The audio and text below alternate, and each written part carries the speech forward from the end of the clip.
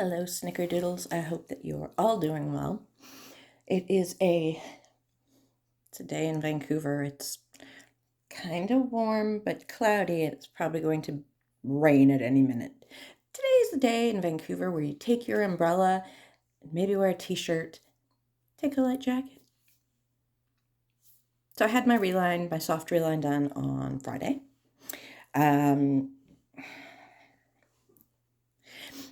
It's okay. I can eat a little bit more, but I still don't have any you know how you would bite into something with your front teeth? Yeah, I can't do that. So that is a thing, and to be honest, I am, pretty flippin' depressed about the whole thing. Um, it is what it is, and I can't change it, you know? Um, I will have to get implants, if I ever want my bottoms to stay in. Um, I don't even actually have any suction on the top right now, and I'm gonna call her in a bit. Um, I had a couple sore spots from the reline. They weren't bad, and I was able to deal with them myself. I did the burrs on the back, and then there was just a little too much silicone up here, so I just kind of filed that down until it was a little bit more comfortable. But yeah, I mean, the minimum implants you can have on the top is 4, and the minimum implants you can have on the bottom are 2. Um, so I'll probably start with the ones on the bottom, of course, because that's where I need the extra grip. But it is still kind of really depressing, actually. Not even kind of, it is just really depressing. Um, I think I had hoped for more. That's not true. I didn't know what to expect. Um, because this was medically necessary. It was just, okay, this is what you're doing. Surprise! Okay. I don't love it, but hopefully my health will be considerably better after this. I don't know. I don't know.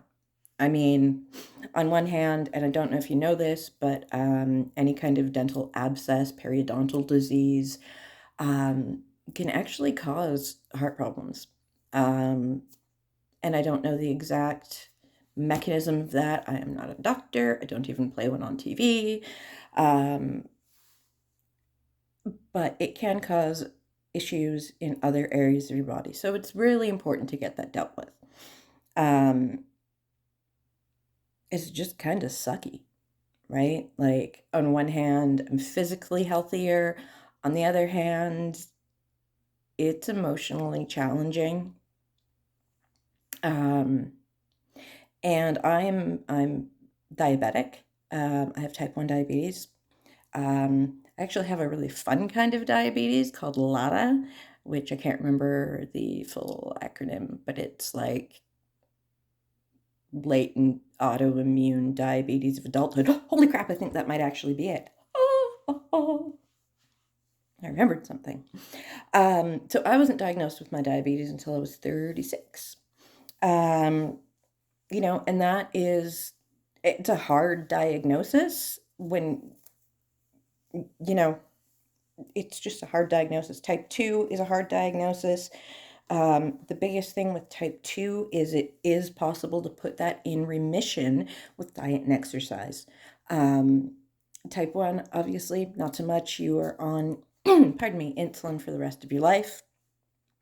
And, that in itself is hard. You have to learn how to count your carbs. You have to do your insulin ratio, so carbohydrate to unit of insulin. You have to figure out your basal insulin, which is one that kind of keeps you level. And then you have to figure out your sensitivity and yada, yada, yada. And so when you're not eating or not able to eat, you run into a lot of problems with keeping your sugars stable. And when you're just right out of it after surgery, please, please, please, if you're diabetic, make sure someone is with you. who knows how to count your carbs, do your insulin, because I was so out of it after surgery. The first week was really hard. Um, and you need to keep on top of that. Not just to keep your sugars kind of normal, but also to mitigate DKA, diabetic ketoacidosis. So basically, if you're diabetic, treat it like a sick day. You do things to your insulin that you should talk to your doctor or endocrinologist about, because quite frankly, just not in my brain right now. I spent yesterday in my garden, finally getting out there and doing some things, which was wonderful, but I've overdone it. So I'm quite sore. Today I will be on the couch beating. Take care of your mental health while you're going through this, because it is challenging. And there are so many more things to think about than just your teeth. If you have an eating disorder, which I've kind of developed over the last little bit, unfortunately, um, all of these things, all of your physical health is tied into your mental health, is tied into how much you're caring for your physical body. When you are post-op from full extraction, get a good protein powder. Make sure you've got a good multivitamin. And again, and I'm going to harp on this for the absolute rest of my life, make sure you have foods that you can eat and be realistic about the foods you can eat. I don't think I was really, because I didn't think about it. I didn't think, oh, well, I won't be able to eat blah, blah, blah for X amount of time. I thought a week, 2 weeks, psh, no big. Here I am 6 months later, and I'm like, I would just like to be able to bite into pizza instead of having to cut it into small pieces, which is like somehow humiliating to me. I don't know. This is one of those things where there's no rhyme or reason to why we're feeling this way. I just started counseling again because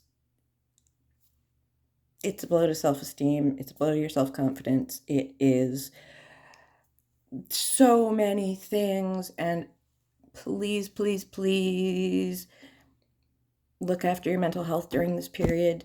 Any other health conditions you have.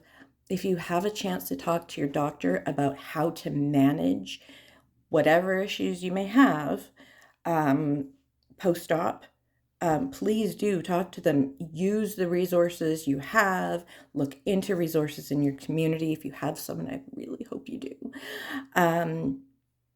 Because this is all a lot of stuff that they don't tell you. This is all of the stuff that you kind of need to know. But there's no pamphlet that's like, hey, look after your mental health during this period. Which there should be. We should be honest about that. So that's where I am today. I'm going to sit on the couch and work on my beating and try not to feel as sad about this as I do, as stressed about this as I do.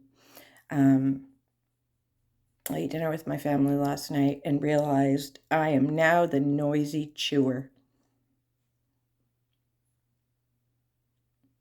I never thought I would be the loud chewer, and now I'm just like, I can't believe anyone ever wants to eat in a room with me. I can't go out anywhere. You can't take me anywhere. Of course, you couldn't take me anywhere before, so. Anyway, snickerdoodles, please be well, please take care of yourself, and please reach out to professionals in your community if you're not okay. Sometimes we don't have the energy to look for help. That's okay.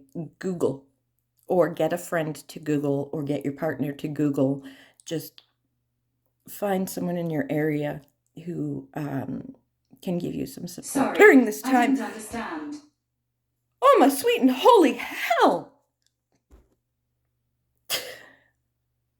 All right, I gotta go now because Google Home just scared the bejesus out of me.